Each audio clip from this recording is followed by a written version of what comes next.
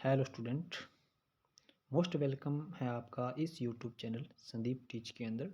और इस चैनल के माध्यम से हम आपकी एमटीएस परीक्षा के लिए आपको जीके जीएस के बेहतर से बेहतर एमसीक्यूज़ है वो प्रोवाइड कराएंगे। और इन प्रैक्टिस सेट के माध्यम से हमारा एक ही लक्ष्य रहेगा कि हम आपकी जो एमटीएस परीक्षा है इसके लिए आपको बेहतर से बेहतर एमसीक्यूज़ जीके जीएस के प्रोवाइड करवा कर आपको आपकी परीक्षा के लिए वो बेहतर अंक है वो दिला सकें। तो चलिए स्टार्ट करते हैं आज का हमारा सेशन। फर्स्ट क्वेश्चन रहेगा हमारा, चोल वंश का वह शासक जिसने कृषि क्षेत्र के विकास में महत्वपूर्ण योगदान दिया था वह कौन था? ऑप्शन है आपके राजेंद्र प्रथम, विजाल्य, राजराज प्रथम या राजेंद्र द्वितीय। तो इस क्वेश्चन का जो हमारा राइट आंसर बनेगा वो बनेगा ऑप्शन नंबर फर्स्ट, राजेंद्र प्रथम है। इसके द्वारा आपके चोल वंश में कृषि क्षेत्र के अंदर महत्वपूर्ण योगदान दिया गया था। इनके द्वारा नहरें, तालाबों का कृषि के सिंचाई के लिए है वो निर्माण करवाया जाता है। और इसी के साथ बंगाल के शासक महिपाल को पराजित करके गंगे गंगेकोंड चोल की उपाधि धारण करने वाला शासक भी आपका राजेंद्र प्रथम ही था। तो हमारा राइट आंसर बनेगा ऑप्शन नंबर फर्स्ट। और चोल वंश का जो संस्थापक था वो कौन था? तो वो था आपका विजयालय, जिसका कि शासनकाल था आपका 1850 से 1887 के मध्य। और विजयालय के द्वारा आपके नर केसरी की उपाधि है वो धारण की जाती है। और विजयालय के द्वारा ही आपके चोल डायनेस्टी के अंदर है वो निशुंभ सूदनी देवी का मंदिर का भी निर्माण करवाया गया था। और चोल वंश की अगर आपसे राजधानी पूछ ली जाए तो वो कौन सी थी? तो वो थी आपकी तंजावुर। तो हमारा राइट आंसर बनेगा ऑप्शन नंबर फर्स्ट। हमारा रीना नृत्य का संबंध निम्न में से किस राज्य के साथ है? ऑप्शन आपके मणिपुर से, झारखंड से, छत्तीसगढ़ से या फिर मध्य प्रदेश से। तो सेला रीना नृत्य आपका हो जाएगा ऑप्शन नंबर सी, छत्तीसगढ़ से इसका संबंध है। नेक्स्ट क्वेश्चन हमारा, खेड़ा का युद्ध निम्न में से किस वर्ष में हुआ था? तो सबसे पहले आपको पता होना चाहिए कि खेड़ा का युद्ध है ये आपका किसके मध्य हुआ था? तो खेड़ा का युद्ध आपका हुआ था साहू वह ताराबाई के मध्य ये युद्ध होता है आपका 1707 के अंदर। तो साहू कौन था? तो साहू था आपका संभाजी का पुत्र, जो कि आपके शिवाजी के पुत्र थे। और शिवाजी की जो दूसरी पत्नी थी उनसे जो उनका पुत्र प्राप्त हुआ था राजा राम, और उसकी जो पत्नी थी वो थी आपकी ताराबाई। तो इन दोनों के मध्य ये आपके युद्ध हुआ था, जो कि हुआ था आपका 1707 के अंदर। तो हमारा राइट आंसर बनेगा option number A. Next question रहेगा हमारा, कांग्रेस ने किसके नेतृत्व में जलियांवाला बाग हत्याकांड की जांच के लिए एक समिति का गठन है वो किया था? मदन मोहन मालवीय के, सर चिमनलाल शेरगढ़ के, मोतीलाल नेहरू के या फिर जगत नारायण के? तो इसका जो हमारा राइट आंसर बनेगा वो बनेगा ऑप्शन नंबर फर्स्ट। कांग्रेस के द्वारा आपके मदन मोहन मालवीय के नेतृत्व में जलियांवाला बाग हत्याकांड की जांच के लिए कमेटी का गठन किया गया था। और इसी के साथ अंग्रेजों के द्वारा भी आपके जलियांवाला बाग हत्याकांड की जांच के लिए एक कमेटी का गठन है वो किया गया था 19 अक्टूबर 1919 को। और जिसके अंदर टोटल 8 सदस्य थे, जिसके अंदर 5 आपके अंग्रेज अधिकारी थे और 3 आपके भारतीय थे। जिसके अंदर थे आपके 3 भारतीयों के अंदर सर चिमनलाल शेरगढ़, और सेकंड थे आपके साहबजादा सुल्तान अहमद, और थर्ड थे आपके जगत नारायण। तो इन दोनों ही पॉइंटों को आपको अच्छे ढंग से वो नोट करना है।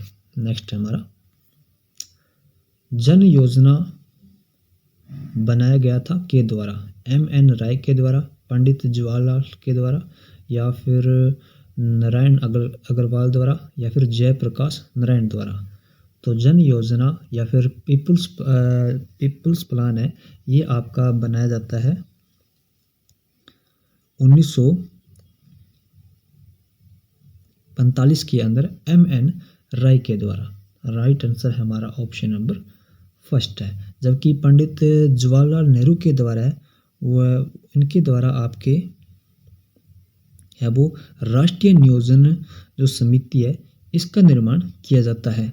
और नारायण अग्रवाल के द्वारा गांधीवादी योजना 1944 के अंदर है वो निर्मित की जाती है। 1950 के अंदर जयप्रकाश नारायण द्वारा सर्वोदय योजना का उद्घाटन है वो या फिर निर्माण है वो किया जाता है। तो इन चारों पॉइंटों को आपको नोट करना है। नेक्स्ट क्वेश्चन है हमारा, सुरेश तेंदुलकर समिति की स्थापना निम्न में से किस वर्ष में की गई थी? तो सबसे पहले नोट कीजिए कि जो सुरेश तेंदुलकर समिति है इसका संबंध आपके गरीबी रेखा का निर्धारण करने के लिए वो इसकी स्थापना की जाती है। और इसकी स्थापना है वो आपके किस आयोग के द्वारा है वो की जाती है? तो उस समय आपके योजना आयोग के द्वारा वो की जाती है, जो कि 2004 के अंदर है वो इसकी स्थापना की गई थी। और इसकी जो रिपोर्ट है ये आपकी 2009 के अंदर है वो आई थी। तो हमारा राइट आंसर बनेगा ऑप्शन नंबर बी। नेक्स्ट है, प्रिंसिपल ऑफ इकोनॉमिक्स निम्न में से किसकी रचना है? एडम स्मिथ की, मार्शल की, कार्ल मार्क्स की या फिर दादाभाई नौरोजी की? तो प्रिंसिपल ऑफ इकोनॉमिक्स आपकी रहेगी मार्शल की। राइट आंसर हमारा ऑप्शन नंबर बी। जबकि एडम स्मिथ है इनकी कौन सी पुस्तक है? तो वेल्थ ऑफ ए नेशन है ये इनकी पुस्तक रहेगी। और कार्ल मार्क्स है इनकी पुस्तक का नाम है आपका दास कैपिटल। और दादाभाई नौरोजी है इनकी पुस्तक का नाम रहेगा आपका poverty and un British rule. Next है हमारा उष्णकटिबंधीय कांटेदार वन निम्न में से किस राज्य में पाए जाते हैं? तो जहाँ पे वर्षा सबसे कम होगी वहीं पे आपके उष्ण जो कांटेदार है वन है वो पाए जाते हैं। और इनका जो सबसे अधिक क्षेत्र आपको देखने को मिलेगा वो आपको राजस्थान है, इस प्रदेश के अंदर है वो आपको सबसे अधिक देखने को है वो मिलता है। तो हमारा राइट आंसर रहेगा ऑप्शन नंबर सी। नेक्स्ट है हमारा the diary of a young girl पुस्तक के लेखक कौन है? Anne Frank, Thomas Hardy, Arvind Adiga या फिर सुधा मूर्ति? तो diary of a young girl के लेखक आपके एनी फ्रैंक है। राइट आंसर हमारा ऑप्शन नंबर फर्स्ट रहेगा। जबकि सुधा मूर्ति है इनके द्वारा आपके डॉलर बहू है वो पुस्तक लिखी गई थी। और अरविंद अडिगा है इनके द्वारा आपका सिलेक्शन डे नामक है पुस्तक की रचना की जाती है।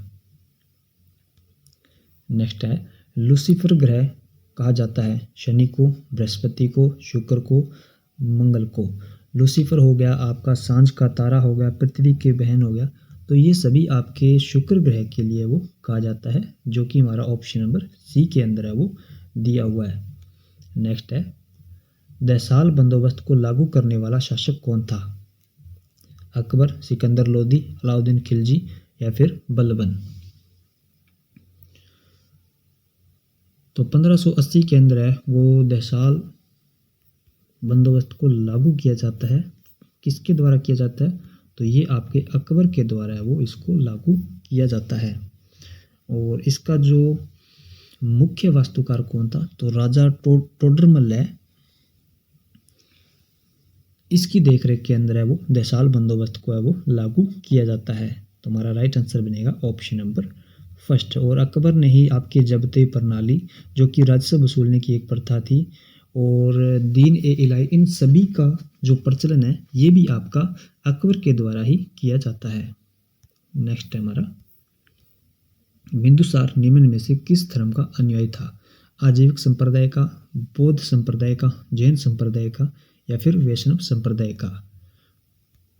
बिंदुसार आपका रह जाएगा ऑप्शन नंबर फर्स्ट के अंदर। आजीविक संप्रदाय का ये आपका अनुयायी था। और आजीविक संप्रदाय है इसकी स्थापना किसके द्वारा की जाती है? तो इसकी स्थापना आपके मखल्ली पुत्र घोषाल थे इनके द्वारा इनकी स्थापना है वो की जाती है। और बिंदुसार के आपके विभिन्न पुराणों के अंदर है वो नाम दिए गए हैं जो कि परीक्षा के अंदर कई बार पूछे गए, तो वो भी आप नोट कीजिए।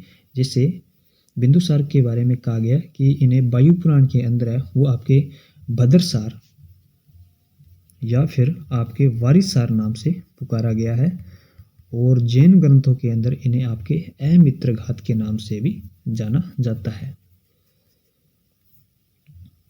नेक्स्ट क्वेश्चन हमारा, किस प्रकार की चट्टानों में जीवाश्म के अवशेष पाए जाते हैं? आग्नेय चट्टान में, अवसादी चट्टान में, कायनोथिक चट्टान में या पेगमाटाइट चट्टान के अंदर? तो इस क्वेश्चन का हमारा राइट आंसर रहेगा कि जीवाश्म है ये आपके अवसादी चट्टानों के अंदर है वो पाए जाते हैं, जो कि हमारा दिया हुआ है ऑप्शन नंबर बी के अंदर। और रासायनिक क्रिया द्वारा वो किस प्रकार की चट्टान का निर्माण होता है? तो ये भी आप नोट कीजिए कि जो आपकी कायंत्रिक चट्टान है ये आपकी रासायनिक क्रिया के द्वारा है वो निर्माण इनका हुआ है। नेक्स्ट है हमारा, किसने राज्य के नीति निर्देशक तत्वों को भारत के संविधान की अनूठी विशेषता कहा है? डॉक्टर राजेंद्र प्रसाद ने, डॉक्टर भीमराव अंबेडकर ने, सरदार वल्लभ भाई पटेल ने, दादा भाई नौरोजी ने। तो नीति निर्देशक तत्व है इनको कहाँ से लिया गया है? तो ये आप बताएंगे कमेंट के अंदर। और अनुच्छेद है ये आपके 36 से 51 के अंदर है वो इनका वर्णन किया गया है। और इससे संविधान की जो अनूठी विशेषता है ये आपका कहा है डॉक्टर भीमराव अंबेडकर जी ने, जो कि हमारा दिया हुआ है ऑप्शन नंबर बी के अंदर। नेक्स्ट क्वेश्चन हमारा, किस अनुच्छेद के तहत मंत्रिपरिषद लोकसभा के प्रति सामूहिक रूप से उत्तरदायी होती है? तो ये 752 नहीं है, ये आपकी 75(2) और ये आप कर लीजिए 75(3) और ये आप कर लीजिए 75(4) के अंदर।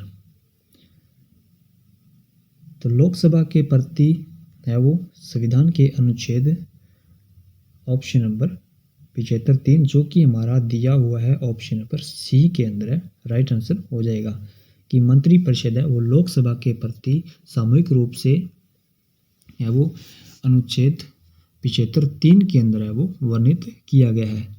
लेकिन इसी के साथ आपको एक पॉइंट नोट करना है कि सामूहिक रूप से तो ये आपका है वो लोकसभा के प्रति उत्तरदायी होता है, लेकिन जब एकल या फिर व्यक्तिगत तौर पे है वो मंत्री है वो किसके प्रति उत्तरदायी होता है? तो वो आपका राष्ट्रपति के प्रति है वो उत्तरदायी होता है। नेक्स्ट है हमारा, सरकारिया आयोग का संबंध निम्न में से किस एक से था? बैंक से, केंद्र राज्य संबंध से, पंचवर्षीय योजना से, संविधान संशोधन से। तो सरकारिया आयोग की जो नींव है या फिर इसकी जो स्थापना है ये 1983 के अंदर है वो की जाती है। और इसका जो प्रमुख संबंध है ये आपका केंद्र राज्य संबंध से है वो हो जाएगा, जो कि हमारा दिया गया है ऑप्शन नंबर बी के अंदर। नेक्स्ट है, कर्नाटक संगीत सामान्यतः निम्न में से किसके साथ है वो गाया जाता है? वीणा के साथ, ढोल के साथ, मृदंग के साथ या फिर बांसुरी के साथ? तो कर्नाटक संगीत है ये आपका मृदंग के साथ है वो गाया जाता है। ऑप्शन नंबर सी एकदम से हमारा राइट रहेगा इसका आंसर। नेक्स्ट है, कौन सा राजवंश दक्षिणापथ के स्वामी कहे जाते हैं? चोल वंश, सातवाहन वंश, पल्लव वंश या फिर चालुक्य वंश?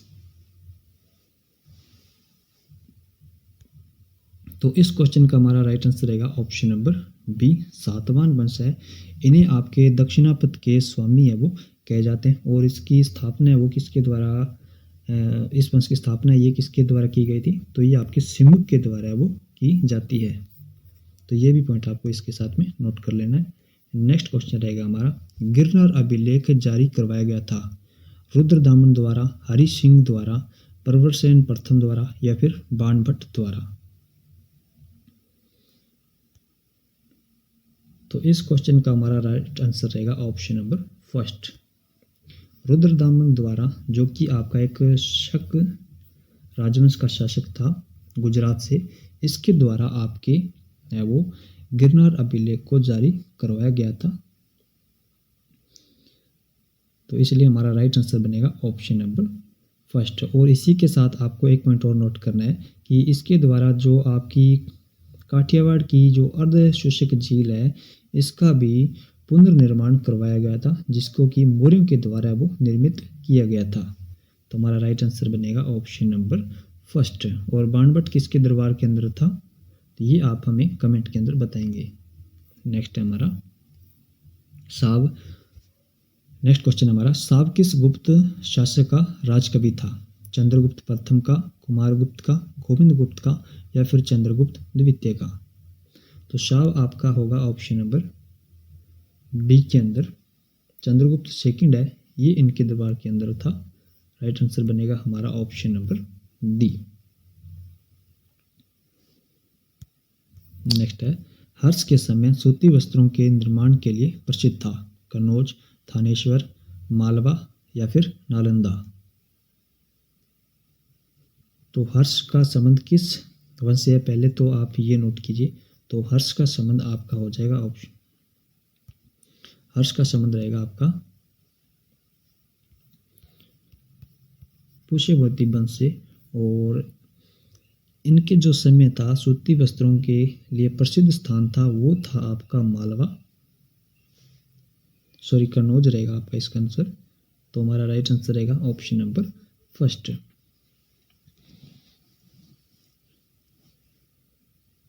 नेक्स्ट क्वेश्चन है हमारा, किस मंदिर के बारे में कहा जाता है कि इस मंदिर के निर्माण से द्रविड़ स्थापत्य कला की शुरुआत हुई है?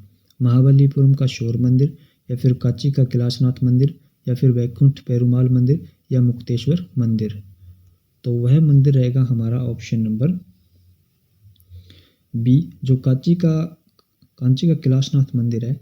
इसके निर्माण के साथ ही कहा जाता है कि जो द्रविड़ स्थापत्य कला की शुरुआत है ये आपकी प्रारंभ हो गई थी।